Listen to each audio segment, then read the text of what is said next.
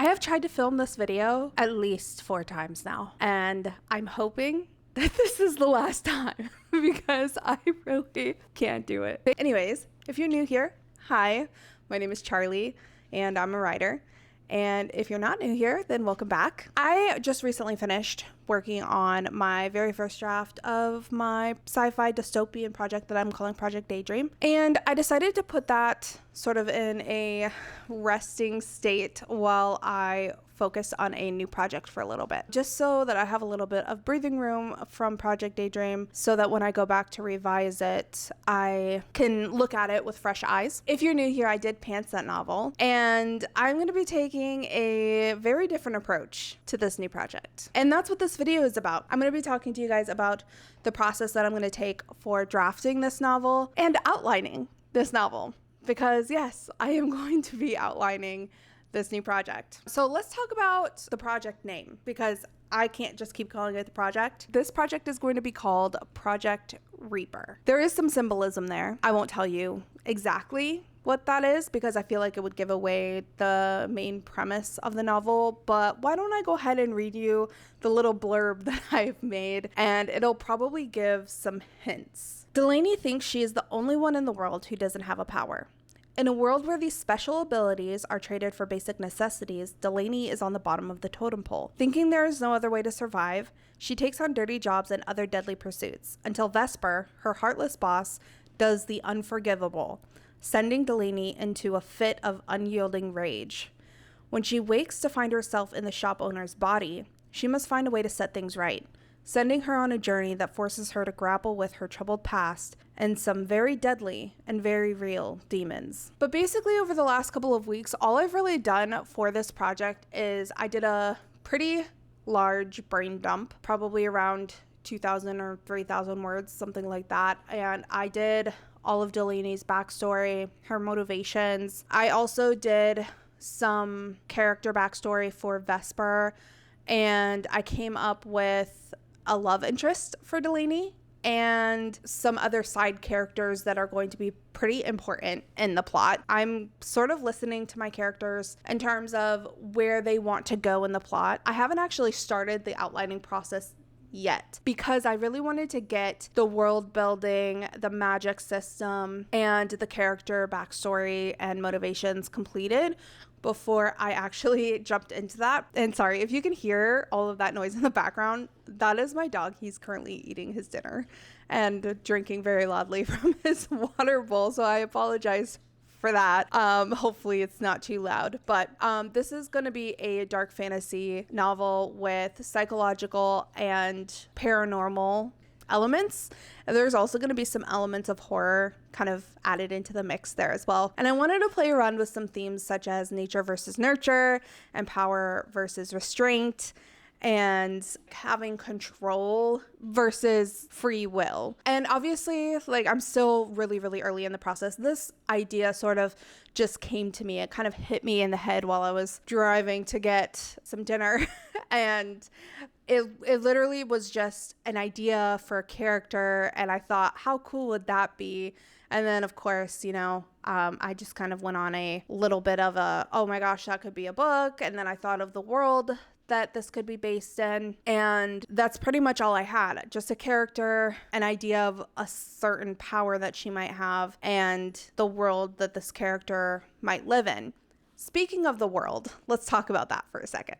So this is going to be a secondary world that I'm calling Soloria. The people in this world are going to be called Solorians, and they live, like the premise mentioned, in a barter and trade system, sort of, where they basically exchange their power for goods. So they exchange the use of their power for things like food, shelter, clothing, water, anything that you could possibly think of that you might need. They trade their power for. The power that these characters have, I'm calling it weaving magic, and it's based off of the 4 elements: air, water, fire, and earth. And then there are some other types of weaving magic like Star Weaver, Moon Weaver, Sun Weaver, Dreamweaver, an assortment of other types of weavers as well. That's pretty much the magic system that I have so far. I haven't really figured out all of the details and what all of these different weaving abilities can do just yet, but I'm thinking they're all going to have things to add into the world. Like, for example, like a water weaver might be able to add a river, but they can also use water as a form of defense. And I think that that's going to be pretty much all of them, except for maybe a select few. So that is like the basics of the magic system that I have so far. I haven't really done a whole lot of world building because, if I'm being quite honest, a lot of the work that I've done on this project so far has really been centered around creating the backstories for my characters, and I haven't even finished all of that just yet. And also creating a map for the world, because this is going to be a journey book, and I'm really excited about that because I love journey books. But I needed to create a map so I could visualize where my characters are going to need to be for each part of the plot, basically. And so I went on Incarnate and I started creating a map. It's not finished as of the making of this video, but I will insert a screenshot of it here for you guys to see, just so you can kind of get an idea of what it looks like right now. And then I'll sort of like add more in as I go, I think, and sort of as the plot unravels itself to me. As far as the world is concerned, we'll get to the characters in a second. I do want to talk about the characters, but first let's talk a little bit about the world of Celoria, because this is a quite interesting world in my opinion. The world of Celoria is a rather peaceful place, but there are dangers lurking around almost every corner. The story starts in a place, I'll leave the map up actually, just so that you can kind of see where I'm talking about for your reference.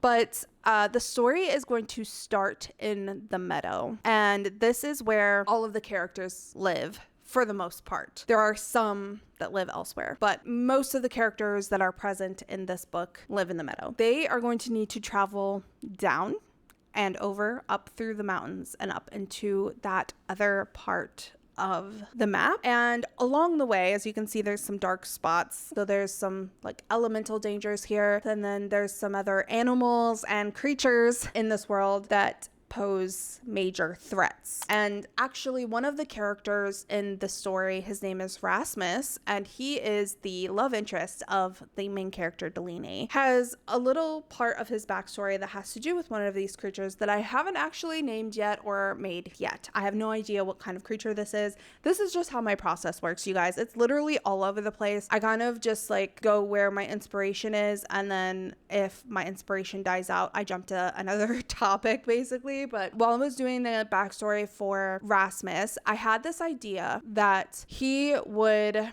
come from a very loving, caring family. Rasmus is an earth weaver, meaning that he has the power to make infertile soil fertile. He can grow plants out of thin air. He can shift the earth. There's a ton of things that Rasmus can do. And he comes from a very long line of earth weavers. And his family is very loving. They're kind of like the typical like happy family. But Rasmus has a scar on the back of his left hand. And that is because when he was younger, him and his friend went into the woods just north of the meadow, as you can see on the map. And they got into a little bit of trouble. Not exactly sure what that trouble is, but it was the type of trouble that made it so that Rasmus now can almost detect when somebody has a little bit of darkness in them. Not that it's a power, but it's just part of how he can like see through people's masks. Basically, he can see that, but he can also see the good in them too, because he's a good soul, like he's good natured. And so when he meets Delaney, he sees her in a way that no one's ever really seen her before, and that really attracts her to him. Delaney is kind of the opposite of Rasmus, and that she's a femme fatale. She's beautiful, and she knows that she is, and she uses it to her advantage. Delaney is a very morally gray main character, and it's interesting that I have her as a morally gray character because I normally don't write morally gray characters, but it just fit for her. Delaney has a very tragic backstory, and I can't actually tell you what that is because it will literally give away the plot. just know that she has a very tragic backstory. She feels incredibly unwanted, abandoned at pretty much all corners, and like she's not worth the dirt on the bottom of someone's shoe, basically. Like she's the lowest form of human, and she has to do really ugly things in order to survive up until the point where the novel starts. Delaney works in a shop owned by a very malicious character named Vesper, and he's really not much of anything. He doesn't play a huge role in the story other than to get Delaney where she is right now, which is in a miserable spot, basically. Vesper is the owner of an apothecary that sells like seedlings and different types of ointments and oils and things that Rasmus uses in his garden. And so Rasmus comes in one day and they meet. That's how they meet, because Delaney is a shop helper. So she cashes out customers, she helps people in the store until she's of age for Vesper to start asking her to do things that are morally unethical in literally any sense of the word. So Rasmus comes into the shop and they start to get to know each other. Delaney develops a little bit of a crush, and Rasmus sees her darkness, but sees a light in there as well. And that's how they get connected. And that's the two primary characters. Delaney is the main character. And I would say that while Rasmus isn't a main character, he's definitely a primary character, meaning that he's going to play a rather large role in the story from beginning to end. Parts of Delaney's past, I can tell you this part. There's a ritual that happens to Delaney that makes her, before the story starts, that basically makes her forget everything that happened before the ritual. So she has no idea where she comes from. She doesn't know who her parents are, and she doesn't know who's been taking care of her, and her memory's been just basically wiped clean. And so she's like a new slate at the age of 6.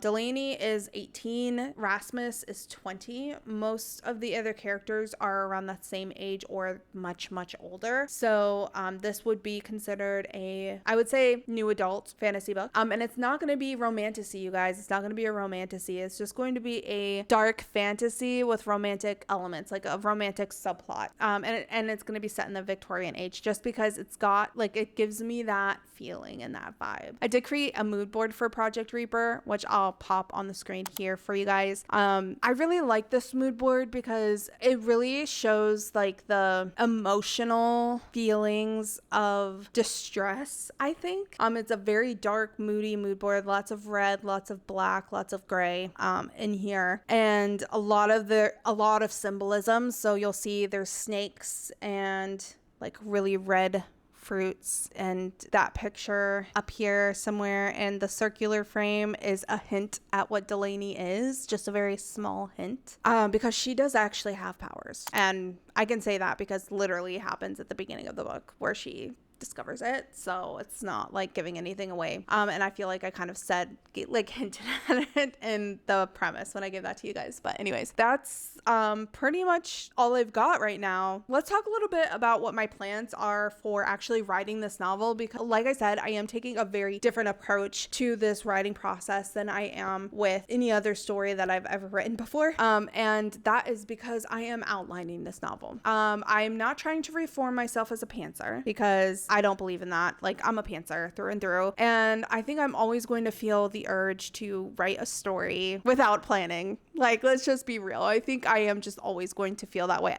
During this project, the amount of times where I was just like, you know what? I don't want to do the character backstory. I don't want to create a map of the world. I don't want to think of all of this stuff beforehand. Let me just jump in and get started. I want to write it. The amount of times that happened, you guys, I swear I cannot.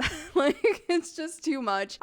It happens so often that I thought maybe for 1 second that I might actually throw out my plans to outline. But no, I'm not doing that. So what my plan is I'm going to figure out all the character backstories. I'm going to make sure that I have at least 3 or more secondary characters, and then I've got Delaney as the main character, and then I might need at least 1 more primary character other than Rasmus. So I'm going to do that. I'm going to really iron out all of the details as far as the magic system and the world is concerned, and just really make sure that those are 100% in line with what I'm imagining for this novel, because I want this book to be epic. You guys, I want it to be so good, and I don't know if I have the ability to get it up to par for where I want it to be, but I'm going to do my very best, and I think a part of that means that I need to plan it out. So I did get Save the Cat writes a novel, so I'm going to be creating a Save the Cat beat sheet. I think I might even do like a chapter by chapter outline, but just bullet points, like this needs to happen in the beginning, middle, and end, so that I can kind of write my way through it. And this is all subject to change. If for some reason I do decide to do the chapter by chapter outline and then halfway through I decide I hate it, then I'll scrap that idea and I'll start writing from beat to beat instead. And yeah, that's pretty much the whole process. That's pretty much the book, or the idea of the book. And I'm really curious to hear what you guys think of this, because it is actually so different. It's such a different idea from what I've ever written before, and I just really would like to get your thoughts. What do you think about this? Also, do you have any tips for outlining? Because I'm clueless, like so clueless. I feel like I always go to one extreme or the other, and I need to find like a healthy medium for outlining and pantsing, like maybe meet somewhere in between. So let me know what your guys' process is. In the meantime, I think that's going to be it for now. At some point in time, I will be doing a pantser tries outlining video, so be on the lookout for that, because I will be talking a little bit more about my outlining process then. And I've got some fun things coming up too, like there's a live stream on Saturday on my channel with Cody the writer and Kira on paper, so if you can attend that, I would really appreciate it. Be super fun to have all of you guys there with us. But for now, I think that's gonna be it. I think I'm gonna wrap it up here, because I've been talking for what feels like forever, and like I said, I've already tried to make this like 4 times, and I think this is gonna be the final take, but my throat is sore and I need a drink, so I'm gonna let you go. If you liked today's video, please give it a thumbs up, go ahead and comment, and please subscribe if you think this is a cool story idea and you would like to follow along and see how long it takes me this time to actually finish a first draft. I'm having a feeling that it's not going to take me as long as Project Daydream did, but we'll see about that. Don't hold me to it. Anyway, I will see you guys in the next one. Bye.